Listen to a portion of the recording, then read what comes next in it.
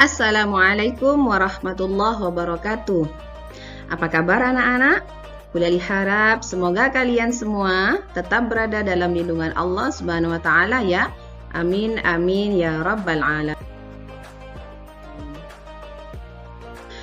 Anak-anakku yang sholih dan sholihah, sebelum kita mulai pembelajaran kita hari ini, mari kita baca doa sebelum belajar bersama-sama.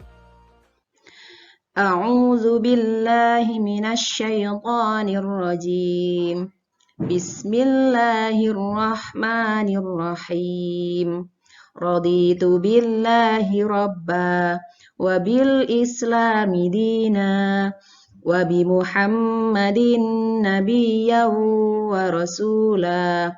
Rabbi zidni ilma warzuqni fahma. Amin ya rabbal alamin.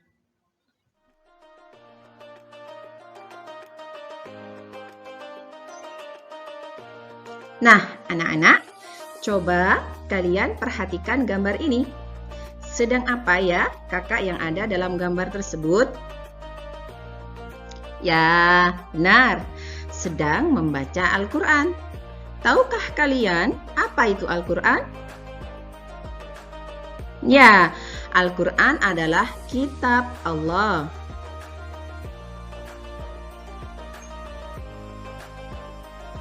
Nah, ini ya, kalian tentu sudah kenal. Ini dia Al-Quran yang kita bicarakan tadi. Dari kedua gambar di awal tadi, apakah kalian sudah tahu pada pertemuan kali ini kita akan membahas apa? Betul sekali. Kali ini kita akan belajar tentang iman kepada kitab-kitab Allah.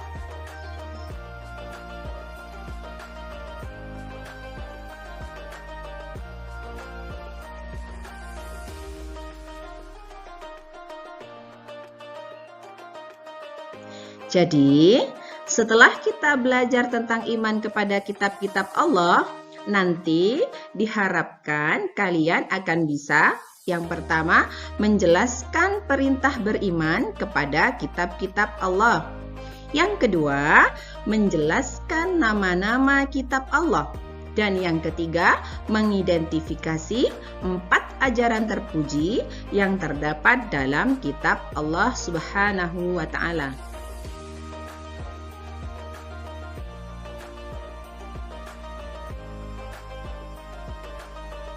Anak-anakku yang sholih dan sholihah, yang akan kita bahas pertama adalah, adakah perintah beriman kepada kitab Allah di dalam Al-Quran?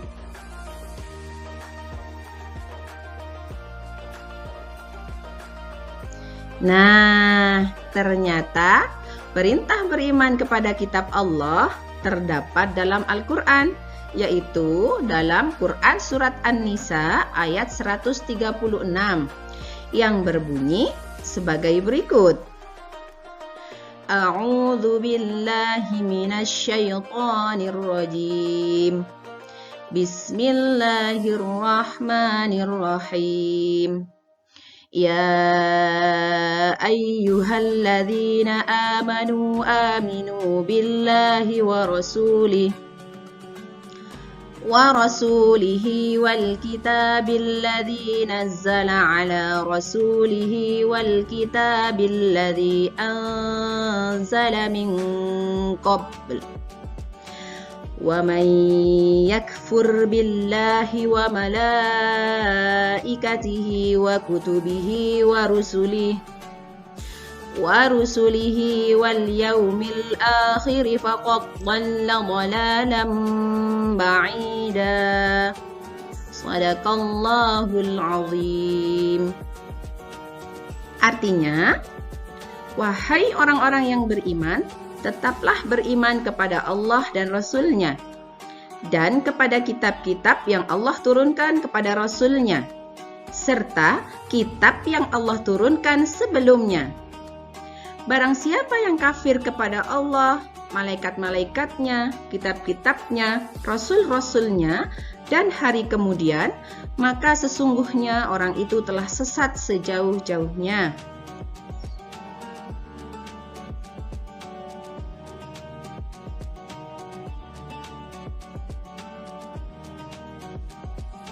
Anak-anakku sekalian, lalu apakah kitab Allah Subhanahu wa Ta'ala itu hanya Al-Quran saja? Mari kita simak penjelasan selanjutnya.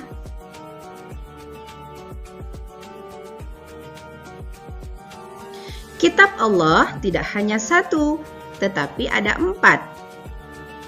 Yang pertama yaitu kitab Taurat. Diturunkan oleh Allah kepada Nabi Musa pada tahun ke-12 sebelum Masehi. Diturunkan di tanah Israel dan Mesir dengan menggunakan bahasa Ibrani. Yang kedua yaitu kitab Zabur. Kitab Zabur diturunkan oleh Allah kepada Nabi Daud alaihi salam pada tahun ke-10 sebelum Masehi. Diturunkan di tanah Kanaan Israel dengan menggunakan bahasa Kipti. Kitab Allah yang ketiga yaitu kitab Injil. Kitab Injil diturunkan oleh Allah kepada Nabi Isa alaihi salam pada tahun ke-1 Masehi. Diturunkan di Yerusalem dengan menggunakan bahasa Yunani. Dan kitab Allah yang terakhir yaitu Al-Quran. Al-Quran diturunkan kepada Nabi Muhammad SAW pada tahun ke-6 Masehi di Mekah dengan menggunakan bahasa Arab.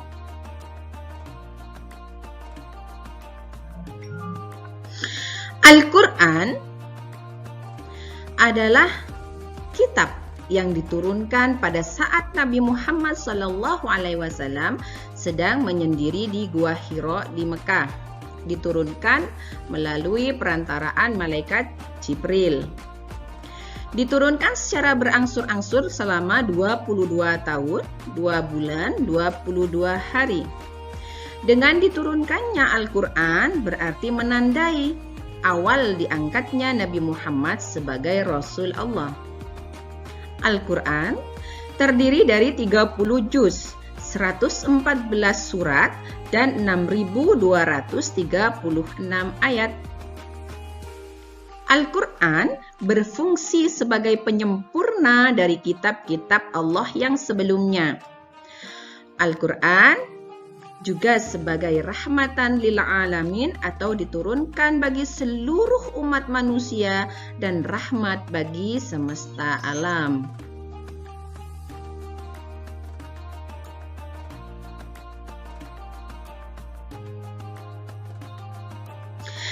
Sebuah kitab tentu mengajarkan ajaran terpuji di dalamnya, begitu pula Al-Quran. Apa saja ajaran terpuji yang terdapat dalam Al-Quran?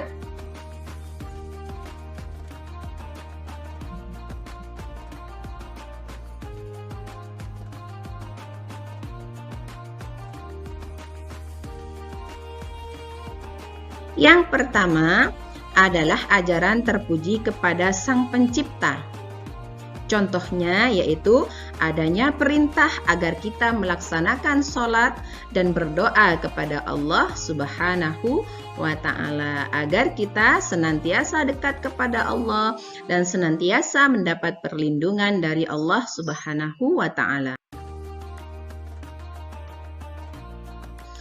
Yang kedua, Al-Quran juga berisi ajaran terpuji kepada sesama manusia. Contohnya yaitu berjabat tangan saat bertemu teman, bermuka manis dan tersenyum saat bertemu teman, menyapa saat bertemu teman, dan misalkan lagi menolong teman yang sedang kesusahan, menolong teman yang terjatuh. Itu semua adalah ajaran terpuji kepada sesama manusia yang terdapat dalam Quran.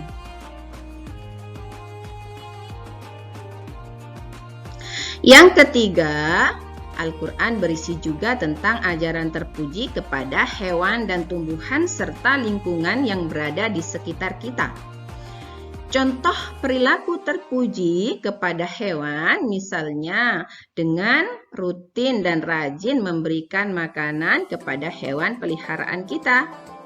Sedangkan contoh perilaku terpuji kepada tumbuhan yaitu misalnya dengan cara rajin dan rutin menyirami tumbuhan, yang berada di sekitar kita agar hewan dan tumbuhan tersebut bisa berkembang dan bisa tumbuh dengan baik.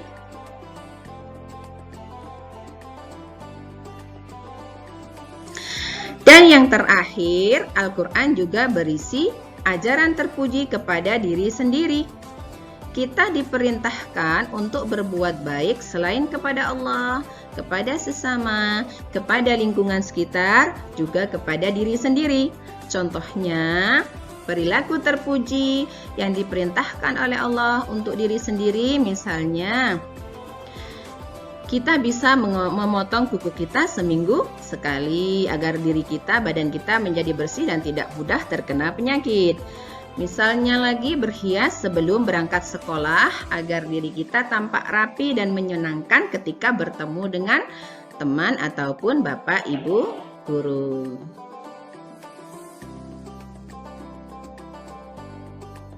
Alhamdulillahirrabbilalamin. Anak-anakku sekalian, pelajaran kita hari ini telah selesai. Semoga kalian dapat mengambil manfaat dari pembelajaran kita kali ini ya. Sampai berjumpa kembali pada pembelajaran berikutnya. Assalamualaikum warahmatullahi wabarakatuh.